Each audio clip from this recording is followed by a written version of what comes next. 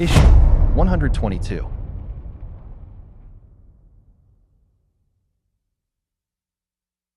The cover features Spider-Man holding the now-deceased Gwen Stacy, as the Green Goblin hovers above and mocks Spider-Man. The Goblin yells, "Heads up, wall crawler! First, I finished off Gwen Stacy, now it's your turn."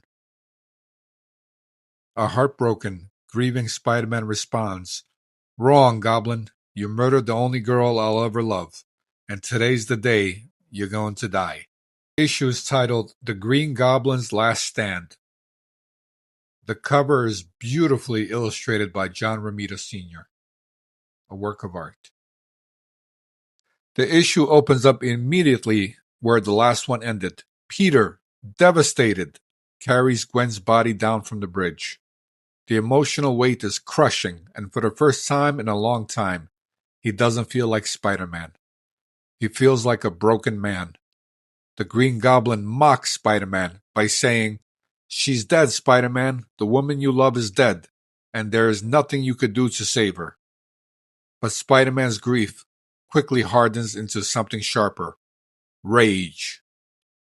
Peter puts Gwen's body delicately in a safe place and swings off with a single mission: make the Green Goblin pay for Gwen's death. They face off in an aerial sequence, with the Goblin barely surviving Spider-Man's rage. Down below, people gather around the deceased body of Gwen Stacy. Spider-Man rushes to her. He doesn't want the police or people touching her, and he threatens anybody that tries to get close to her, and tells them to keep back. People begin to speculate that Spider-Man must have killed her. In an emotional sequence of panels, Peter cradles Gwen, still hoping and praying that this is not real, and that she is not really dead. He softly speaks to her. "Everything will be okay, you'll see. Everything will be just as it was before." Peter has flashbacks of special moments he and Gwen shared. The happiness, the joy, and even the sorrow of her father dying. Spider-Man realizes that he is the one that is ultimately responsible for this happening. If he wasn't Spider-Man, Gwen and Peter would still be together. He blames himself for her death. The police mistake his remarks as an act of omission to his guilt and try to arrest him. Spider-Man punches his way through the police as they put her body in an ambulance. Moments later, a resolute and determined Peter Parker storms into Norman Osborn's home, hoping to catch him in there. But instead, he finds Harry, broken and high and confused. Peter loses his patience with Harry's problems for the moment. His mind is on finding Harry's father, Norman, the Green Goblin.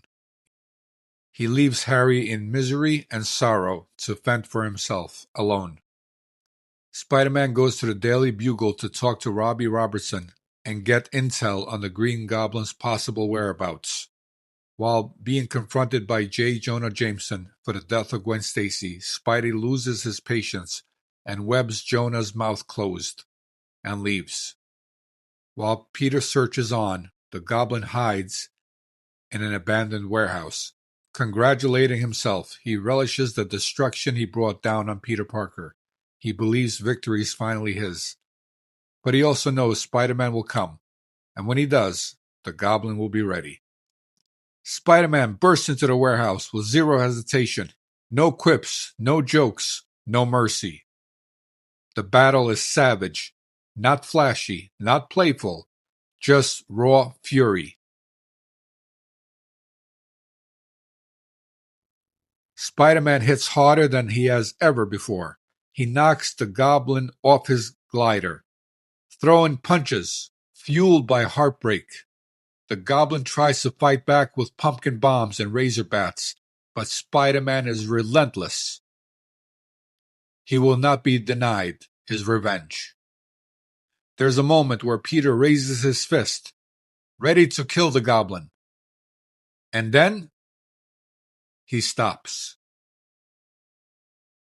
He realizes what he's becoming, and he refuses to cross that line, and he comes back to his senses. The goblin, humiliated and beaten, activates his glider remotely, sending it hurtling towards Spider-Man's back like a spear. But Peter's spider sense fires off. He leaps away, and before Norman can react, the glider impales him instead. The goblin collapses, pinned to the wall by his own weapon. The laughter stops. The feud ends. Norman Osborn dies.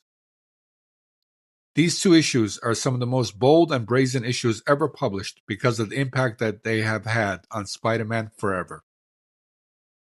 As Spider-Man leaves the scene, a figure in the shadows watches on. Peter returns home, hollow, shattered, barely able to stand under the weight of everything that's happened. Mary Jane enters quietly, unsure what she should say. Peter lashes out, telling her to leave, that she wouldn't understand what he's going through.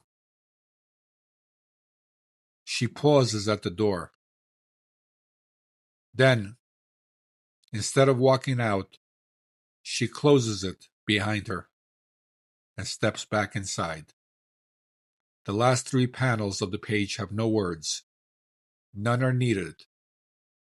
No words, just presence, just compassion. It's a subtle moment that marks the beginning of Mary Jane's true growth and the start of a deeper bond between her and Peter. Incredible issue. Cover art rating.